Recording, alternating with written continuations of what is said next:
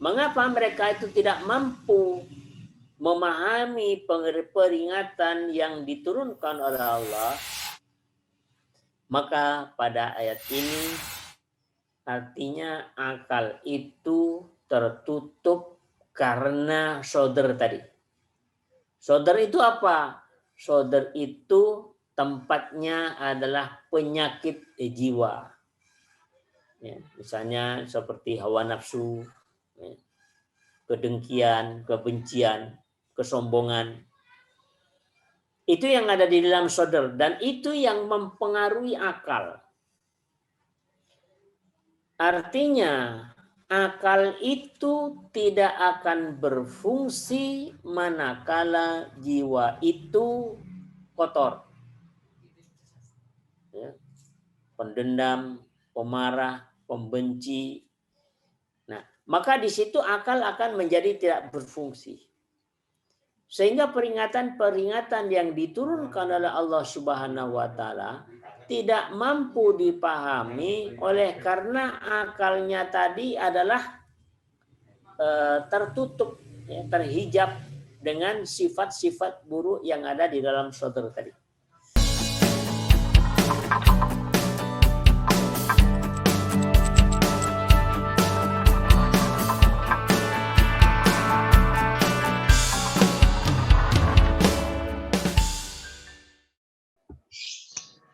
Assalamualaikum warahmatullahi wabarakatuh. Waalaikumsalam warahmatullahi wabarakatuh. Hari sebelum kita mulai, kita awali dengan pembacaan umul kitab Al-Fatihah. Alhamdulillah minasyaitonir rajim. Bismillahirrahmanirrahim. Iyyaka na'budu wa iyyaka nasta'in. Shiratal mustaqim. Shiratal ladzina an'amta 'alaihim ghairil maghdubi 'alaihim waladdallin.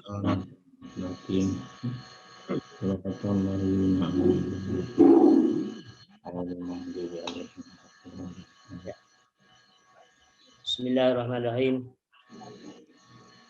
Alhamdulillahilladzi hadana li hadza wa ma kunna linahtadiya laula hadana Allah.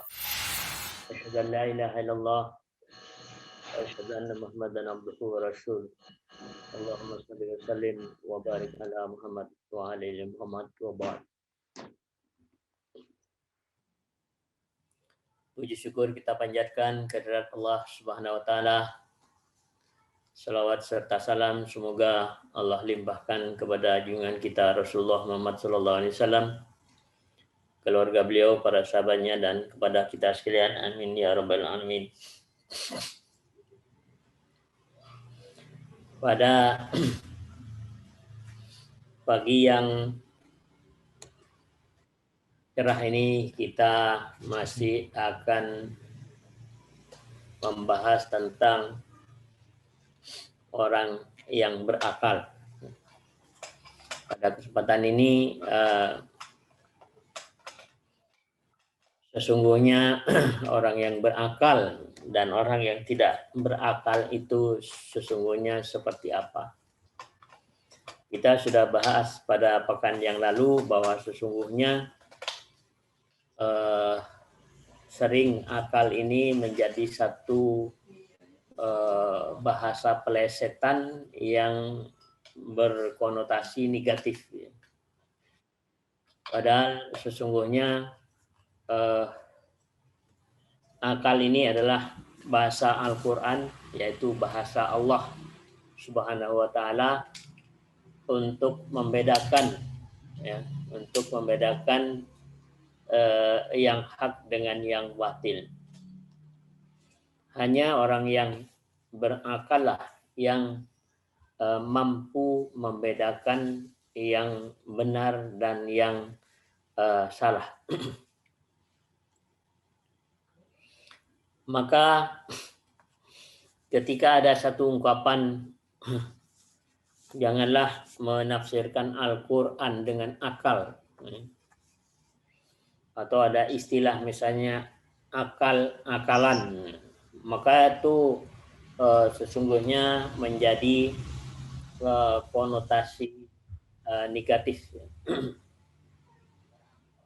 Padahal akal di sini adalah bahasa Allah Subhanahu wa taala, dan akal ini pasti benar ya. Akal pasti benar menurut Allah Subhanahu wa taala. Maka pada kesempatan ini bagaimana sesungguhnya kerja daripada orang yang berakal itu. Mari kita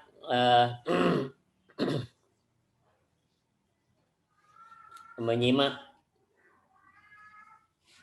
Sebelum itu kita sampaikan terlebih dahulu, melanjutkan pada episode yang lalu bahwa sesungguhnya akal itu kemampuan fuad ya. Fuad itu adalah jiwa yang terdalam, dan fuad ini yang tidak pernah berbohong, alat yang tidak pernah berbohong, alat yang tidak pernah berdusta. Itu yang dimakan dengan fuad ini. Maka kemampuan fuad itulah di dalam menerima wahyu Allah, itulah yang dinamakan dengan orang-orang yang berakal. Kemudian setelah fuad itu dimasukkan ke dalam tubuh manusia, maka untuk selanjutnya kita sebagai hamba Allah, sebagai umat Muhammad Sallallahu Alaihi Wasallam itu akan melanjutkan syahadah, syahadah yang pertama yang dilakukan oleh fuad dengan Allah Subhanahu wa taala. Maka pada kesempatan ini yang dilakukan oleh fuad yaitu adalah bagaimana melanjutkan syahadah baik ayat qauliyah maupun ayat kauniyah. Jadi ayat qauliyah ini di sini adalah yaitu Al-Qur'anul Karim, ayat-ayat Allah yang terdapat di dalam Mushaful Quran.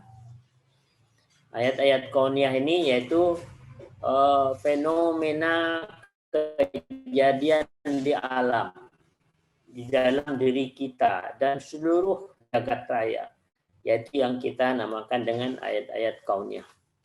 Maka itulah sesungguhnya yang merupakan kerja daripada akal. Karena akal inilah yang akan menuntun seseorang ke jalan yang lurus. Mari kita lihat di dalam surah Al-Baqarah, surah 2 pada ayat yang ke-164. Ya. Sesungguhnya pada penciptaan langit dan bumi, pergantian malam dan siang, kapal yang berlayar di laut dengan muatan yang bermanfaat bagi manusia, apa yang telah diturunkan Allah dari langit berupa air. Lalu dengan itu dihidupkannya bumi setelah kering, dan dia tebarkan di dalamnya bermacam-macam binatang. Dan kisaran angin dan awan yang dikendalikan antara langit dan bumi.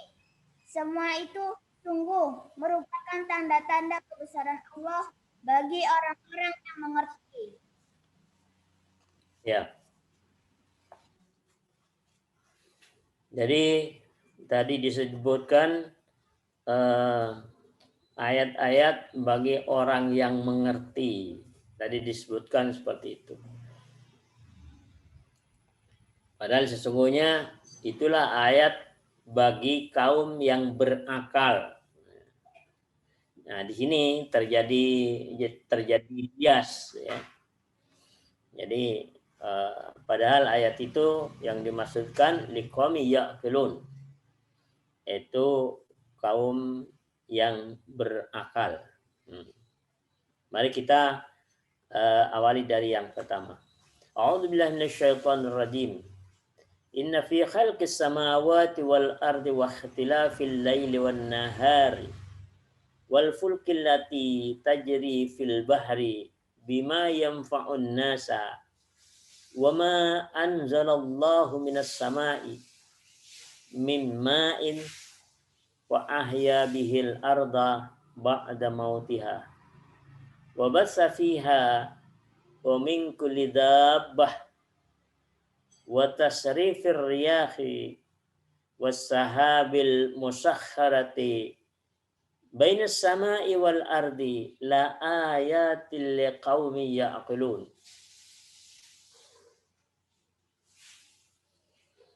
Sesungguhnya di dalam penciptaan langit dan bumi, silih bergantinya malam dan siang,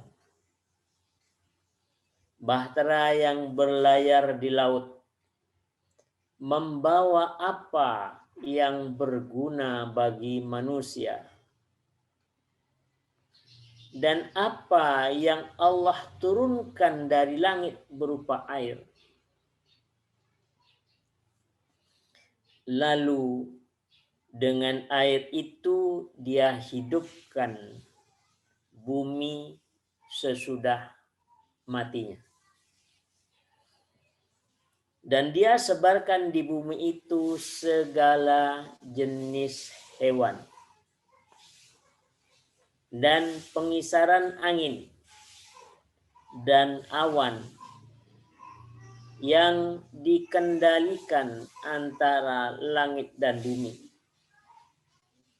Sungguh terdapat tanda-tanda atau ayat-ayat bagi kaum yang berakal.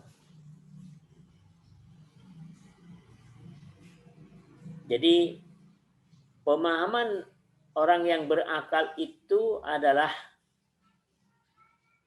bagaimana bertafakur, bagaimana melihat langit, bumi, siang, malam, air yang jatuh dari langit. Nah, maka di sini air yang jatuh dari langit itu orang yang berakal memahaminya bahwa Allah lah yang menurunkan air dari langit. Turun ke bumi sehingga menghidupkan tumbuhan.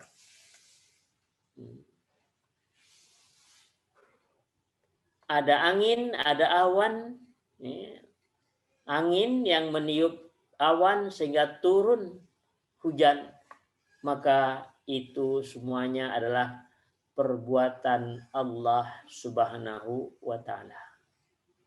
Maka itu sesungguhnya yang dinamakan dengan orang yang berakal. Jadi orang yang berakal itu melihat fenomena alam yang terjadi bahwa itu semuanya adalah merupakan satu perbuatan Allah Subhanahu wa Ta'ala. Tidak satu pun di muka bumi ini yang akan terjadi dengan sendirinya kalau tidak mendapatkan izin dari Allah. Maka itu yang dimaksudkan dengan orang yang berakal itu memahami sesuatu itu bahwa sumber segala sesuatu itu datangnya dari Allah Subhanahu wa Ta'ala. Sehingga orang yang berakal itu adalah Iqra bismi rabbikal ladzi khalaq. Membaca dengan nama Allah semua ciptaan. Ya, semua ciptaan yang ada itu, maka itu sesungguhnya adalah tidak lepas dari perbuatan Allah Subhanahu wa Ta'ala. Jadi itu yang dinamakan dengan orang yang berakal. Apapun yang terjadi, baik di alam, di dalam diri kita, musibah yang sedang terjadi, bencana yang turun, maka itu semuanya adalah atas perintah Allah Subhanahu wa Ta'ala. Jadi itu yang dimaksudkan dengan orang yang berakal tadi.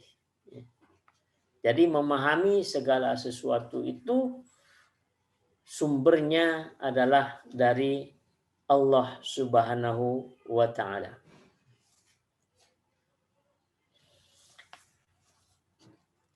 Mari kita lihat pada surat Al-Ankabut, surat 29.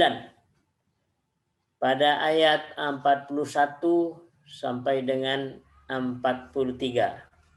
Perumpamaan orang-orang yang mengambil pelindung selain Allah adalah seperti laba-laba yang membuat rumah. Dan sesungguhnya rumah yang paling lemah ialah rumah laba-laba. Sekiranya mereka mengetahui. Sungguh Allah mengetahui apa saja yang mereka sembah selain Dia. Dan Dia Maha Perkasa lagi Maha Bijaksana. Dan perumpamaan ini kami buat untuk manusia. Dan tidak ada yang memahaminya kecuali mereka yang berilmu. Ya. A'udzu billahi minasyaitonir rajim. Masalul ladzina ittakhadhu min dunillahi awliya'a kamasalil ankabuti ittakhadat baitan wa inna awhanal buyuti la baitul ankabut law kanu ya'lamun. Innallaha ya'lamu ma yad'una min dunihi min syai'in wa huwal azizul hakim. Wa tilkal amsalu nadribuha linnasi wa ma ya'qiluha illal alimun.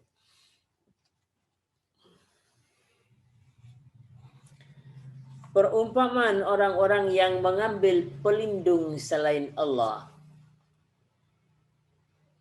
adalah seperti laba-laba membuat rumah. Dan sesungguhnya rumah yang paling lemah adalah rumah laba-laba kalau mereka mengetahui. Sesungguhnya Allah mengetahui apa saja yang mereka seru selain Allah. Dan Dia Maha Perkasa lagi Maha Bijaksana. Dan perumpamaan ini kami buat untuk manusia. Dan tiada yang memahaminya kecuali orang yang berilmu. Jadi di sini dikatakan wa ma ya'qiluha illal alimun. Dan tiada orang yang berakal. Jadi kecuali orang yang berilmu. Jadi di sini pada ayat ini menunjukkan bahwa orang yang berakal itu adalah orang yang berilmu. Jadi artinya di sini bahwa orang yang berakal itu adalah orang yang mampu memahami bahasa-bahasa perumpamaan yang dibuat oleh Allah Subhanahu wa taala. Maka Allah di sini membuat satu perumpamaan. Kalau suatu kaum atau seseorang mencari pelindung selain Allah, maka Allah menyatakan sama dengan orang itu mencari pelindung di sarang laba-laba. Artinya bahwa di sini betapa lemahnya pelindung selain Allah itu, maka Allah berikan satu bahasa perumpamaan. Jadi kenapa Allah memberikan bahasa perumpamaan? Supaya jelas, akan memperjelas makna yang sesungguhnya. Ya, biasanya orang berlindung di rumah. Nah, rumah itu kuat. Tapi ini rumah laba-laba, sarang laba-laba. Maka yang terjaring oleh sarang laba-laba itu hanyalah nyamuk, lalat. Ya. Jadi kalau nabrak sarang laba-laba, maka nyamuk atau lalat itu akan lengket di dalamnya. Jadi ini menunjukkan bahwa ketika seseorang itu mencari pelindung selain Allah, katakanlah misalnya mencari kekuatan selain Allah, ya, datang ke paranormal, ke dukun, atau suatu benda yang dianggap keramat mempunyai satu kekuatan,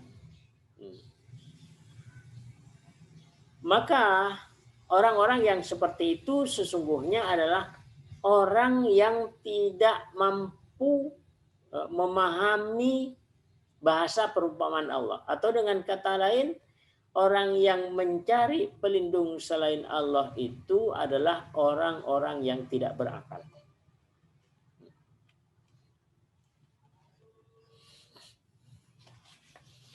Jadi pada ayat ini akal itu adalah akan objek penelitian daripada akal adalah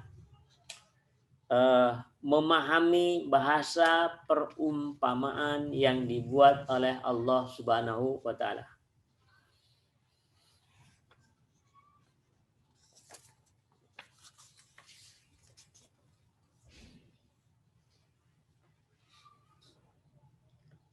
Mari kita selanjutnya pada surat 2 ayat 72 dan 73. Dan ingatlah ketika kamu membunuh seseorang, lalu kamu menuduh tentang itu, tetapi Allah menyingkapkan apa yang kamu sembunyikan. Lalu kami berfirman, pukullah mayat itu dengan bagian dari sapi itu. Demikianlah Allah menghidupkan orang yang telah mati, dan Dia memperlihatkan kepadamu tanda-tanda kekuasaannya agar kamu mati. Ya. Pada ayat ini sesungguhnya akal itu dihadapkan kepada mukjizat Nabi Musa. Sehingga akal ini, bagaimana akal ini dihadapkan dengan sesuatu secara logika, secara pikiran, itu sesuatu yang tidak mungkin. Dan ini terjadi di zamannya Nabi Musa. Nah, cerita ini diabadikan oleh Allah Subhanahu wa taala di dalam surah Al-Baqarah tadi. Jadi ada seseorang membunuh, maka di antara mereka saling tuduh menuduh. Kemudian Allah memberikan wahyu kepada Nabi Musa untuk memotong seekor sapi betina. Setelah dipotong dari seekor sapi betina itu, maka diperintahkan oleh Allah bahwa ambillah sebagian anggota badan dari sapi betina itu, kemudian pukullah kepada mayat yang terbunuh tadi. Apa yang terjadi? Maka orang yang terbunuh tadi setelah dipukul oleh sebagian anggota badan dari sapi betina yang telah disembelih tadi, maka mayat tadi menjadi hidup kembali. Ketika itulah mayat itu berbicara, siapa sesungguhnya yang membunuh dia itu. Nah, maka untuk menghadapi sesuatu yang sangat luar biasa ini, maka Allah Subhanahu wa taala berikan yang namanya akal tadi. Untuk bisa memahami apa yang dikehendaki oleh Allah yang sangat luar biasa. Jadi mukjizat itu hanya bisa dipahami oleh orang-orang yang berakal. Tapi orang-orang yang tidak berakal, tidak mempunyai akal menghadapi kejadian yang seperti itu, maka mereka akan mengatakan bahwa itu adalah sihir yang dilakukan oleh Musa.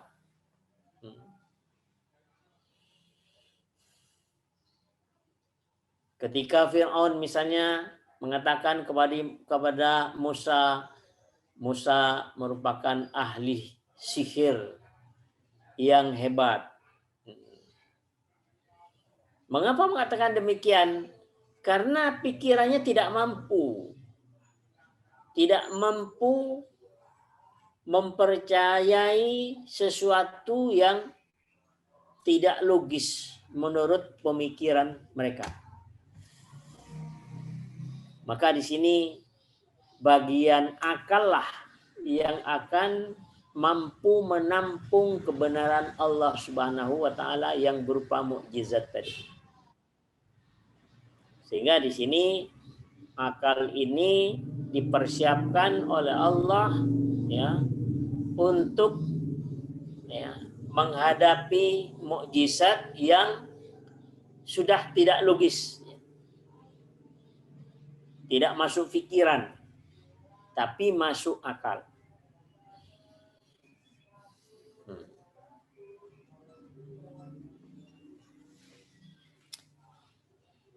Itu adalah merupakan orang-orang yang berakal ya. Bagaimana menghadapi fenomena mukjizat. Tadi yang pertama bagaimana fenomena alam. Kemudian bagaimana akal itu memahami bahasa perumpamaan. Kemudian yang ketiga ini bagaimana akal itu mampu memahami mukjizat yang luar biasa yang secara logika tidak bisa diterima, tapi akal yang mampu menerima itu. Mari untuk selanjutnya kita lihat pada surat Al-Hajj, surat 22, pada ayat 45 dan 46. Maka berkata, dan penduduk Madian dan Musa juga telah didustakan. Namun aku beri tenggang waktu kepada orang-orang kafir. Kemudian aku siksa mereka. Maka betapa hebatnya siksaanku. Maka betapa banyak negeri yang telah kami binasakan karena penduduknya dalam keadaan zalim. Sehingga runtuh bangunan-bangunannya dan betapa banyak pula sumur yang telah ditinggalkan. Dan tanah yang tinggi tidak ada penghuninya.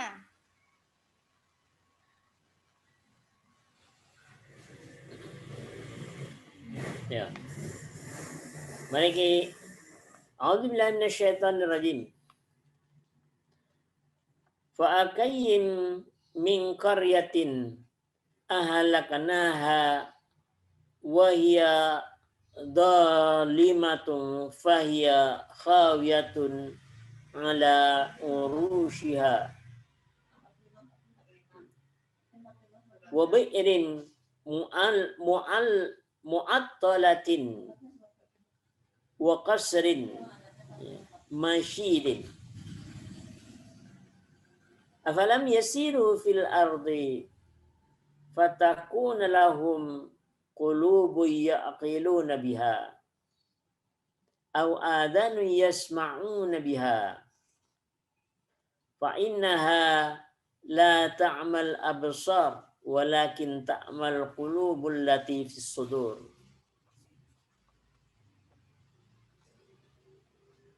Berapalah banyak kota yang telah kami binasakan,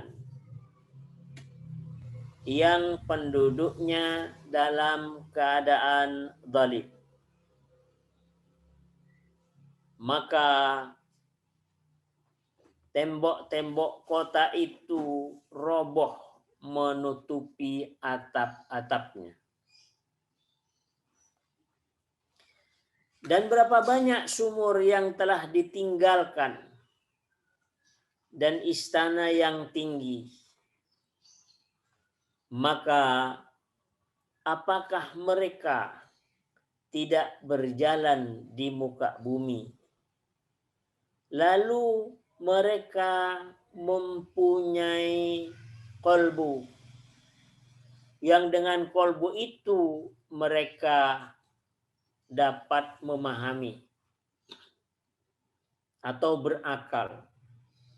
Dengan kata lain, akal di sini adanya di dalam kolbu. Atau mempunyai telinga yang dengan itu mereka dapat mendengar. Karena sesungguhnya bukanlah mata yang buta, akan tetapi yang buta adalah kolbu karena pengaruh sodar. Pada ayat ini sesungguhnya orang yang tidak berakal, orang yang tidak mampu memahami fenomena alam, bahwa itu merupakan satu teguran dari Allah Subhanahu wa Ta'ala. Mengapa mereka itu tidak mampu memahami peringatan yang diturunkan oleh Allah?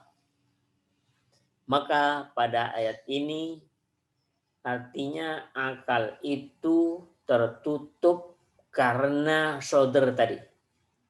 Sodar itu apa? Sodar itu tempatnya adalah penyakit jiwa. Ya, misalnya seperti hawa nafsu, ya, kedengkian, kebencian, kesombongan. Itu yang ada di dalam sodar dan itu yang mempengaruhi akal. Artinya akal itu tidak akan berfungsi manakala jiwa itu kotor. Ya. Pendendam, pemarah, pembenci. Nah, maka di situ akal akan menjadi tidak berfungsi.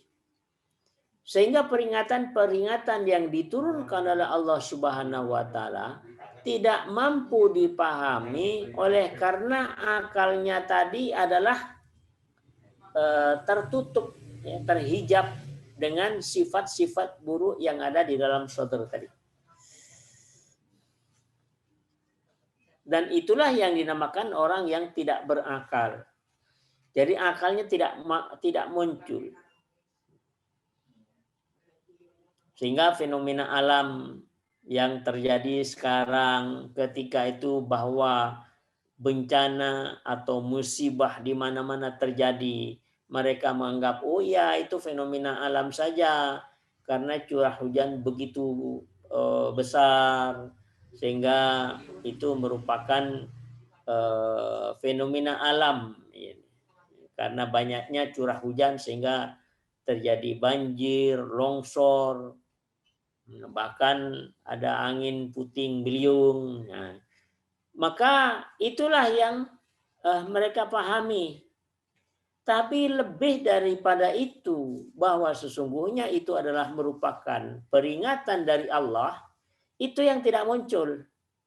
Karena akalnya sudah tertutup dengan hawa nafsunya.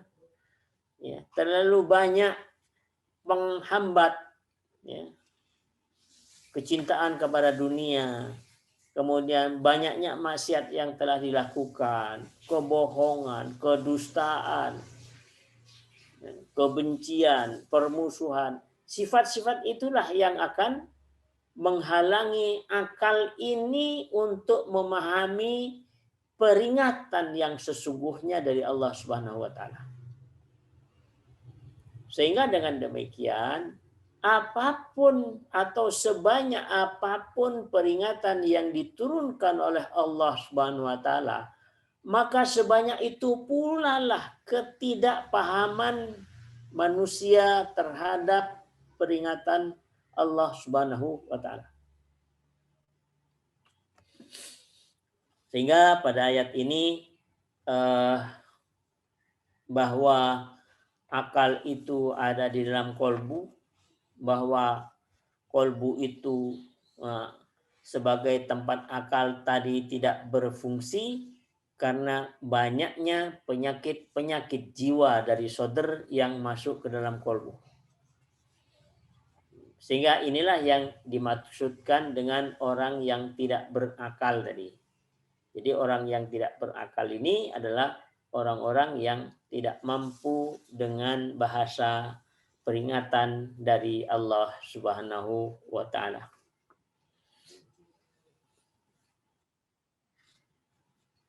Mari kita lihat pada surat 8 pada ayat 20 sampai 23.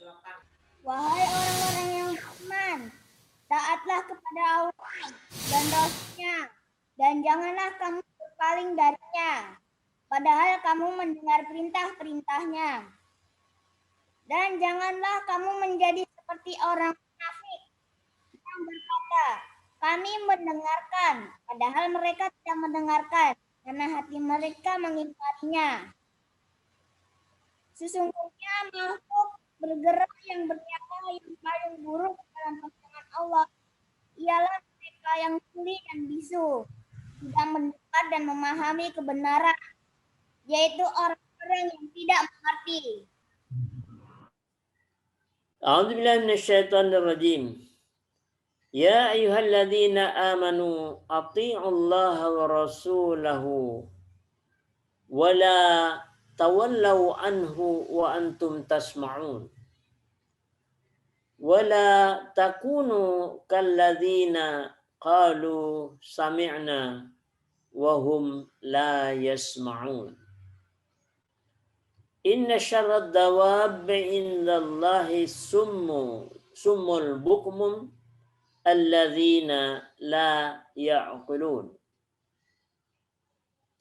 Walau alimallahu fihim khairan li asma'ahum la asma'ahum. Walau asma'ahum lawallaw wa hum mu'ridun. Wahai orang-orang yang beriman, taatlah kepada Allah dan Rasul-Nya. Dan janganlah kamu berpaling daripadanya. Sedangkan kamu mendengar perintah-perintahnya.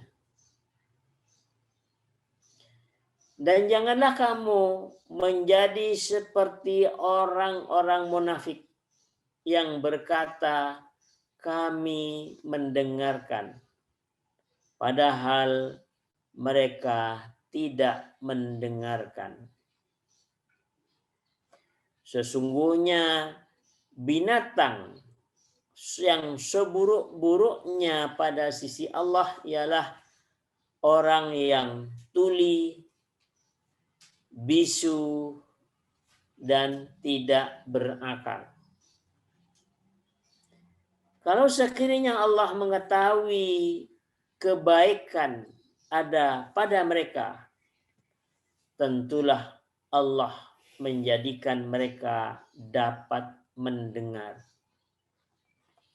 Dan jikalau Allah menjadikan mereka dapat mendengar, niscaya mereka pasti berpaling juga. Sedangkan mereka memalingkan diri. Jadi pada ayat ini sesungguhnya adalah orang munafik Orang munafik itu adalah orang yang tidak berakal. Jadi apa yang diucapkan oleh lisan itu berbeda dengan apa yang ada di dalam lubuk kolbunya. Dan itu yang dimakan dengan orang munafik tadi.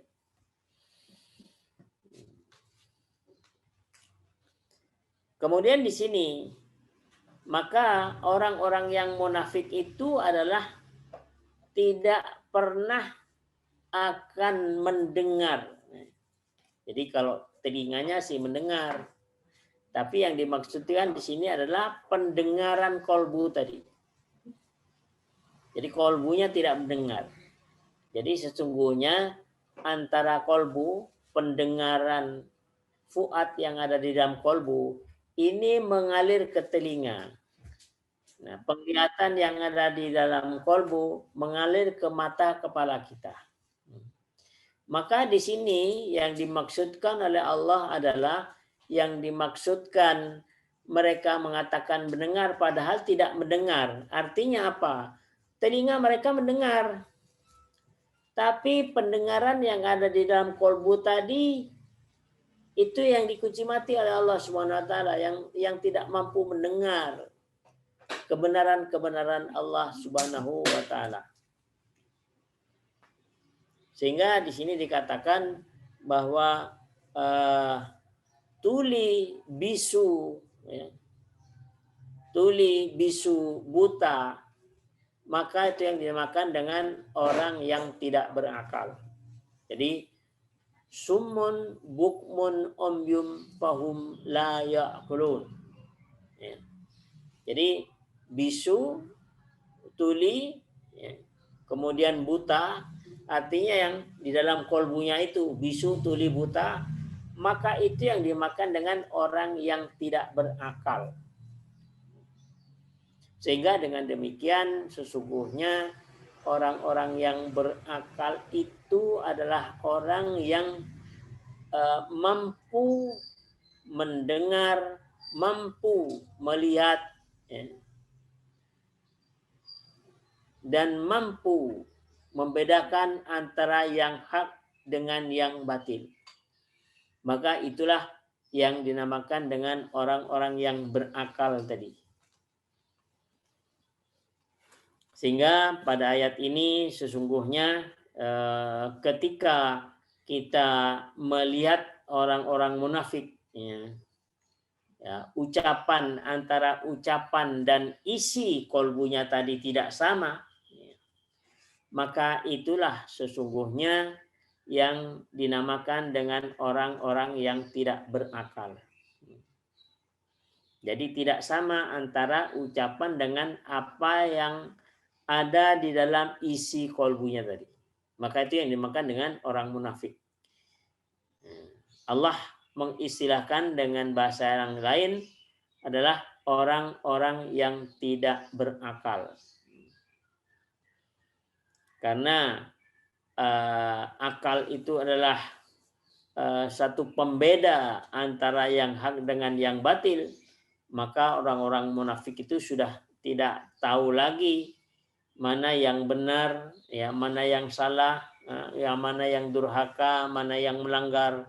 Maka semuanya itu bagi orang-orang munafik itu sudah tidak mampu lagi membedakan itu semua.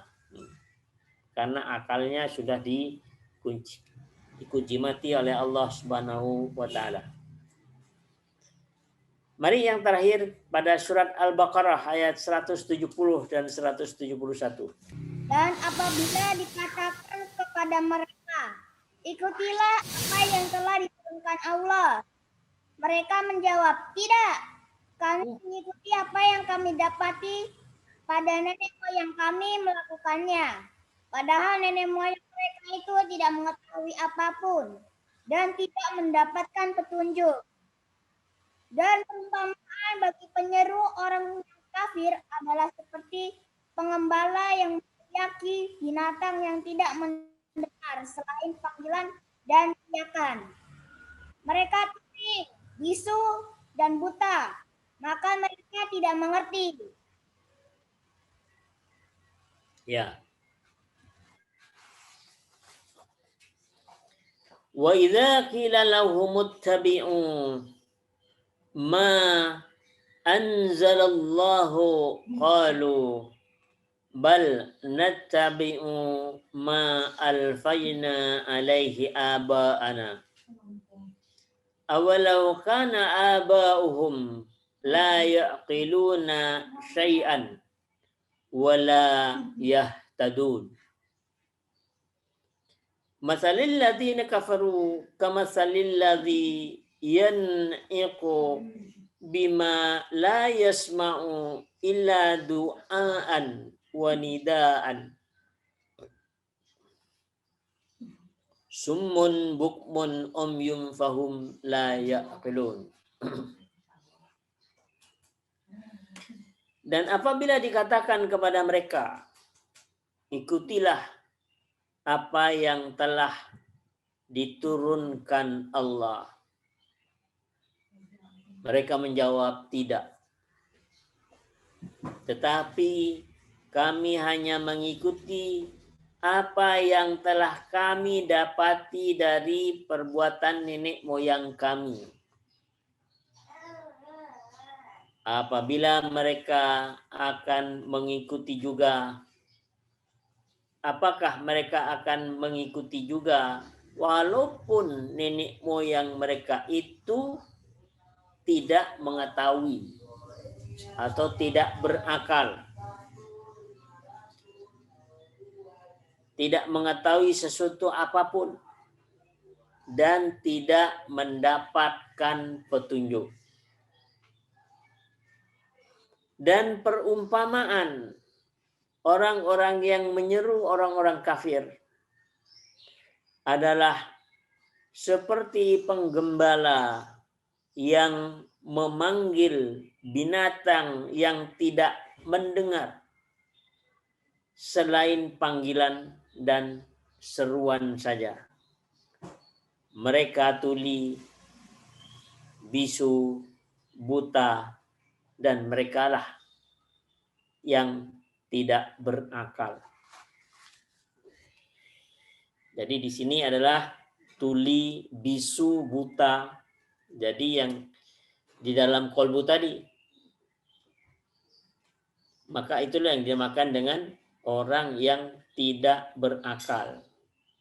Sehingga walaupun kita seru bagaimanapun ke jalan Allah, maka pastilah mereka itu tidak akan beriman kepada Allah Subhanahu wa Ta'ala. Karena di sini alat untuk menerima kebenaran tadi sudah dikunci mati oleh Allah, sehingga tuli bisu buta. Maka seperti kita menyeru kepada binatang ternak, ya mereka tidak mendengar, ya mereka tidak paham kecuali hanya lentingan suara yang mereka dengar. Nah, itulah yang dimaksudkan oleh Allah, summun bukmun umyum fahum la yaqilun. Jadi tuli, bisu, dan buta, mereka itulah orang yang tidak berakal. Sehingga dengan demikian bahwa akal ini merupakan satu alat yang sangat penting, sangat sentral di dalam diri manusia sebagai satu payung kehidupan. Itu manusia ada di dalam akalnya, dan akal itu adanya di dalam kolbu. Sehingga ketika orang mengatakan, oh jangan pakai akal, beragama jangan pakai akal, maka itu adalah sesungguhnya mereka yang tidak memahami bahwa akal itu sesungguhnya adalah pemahaman yang diberikan oleh Allah Subhanahu wa Ta'ala yang ada di dalam kolbu tadi. Sehingga dengan demikian akal itulah yang akan menghantarkan kita ke dalam kehidupan dunia dan akhirat ya. Selamat di dunia dan selamat di akhirat. Barangkali itu. Wallahu a'lam.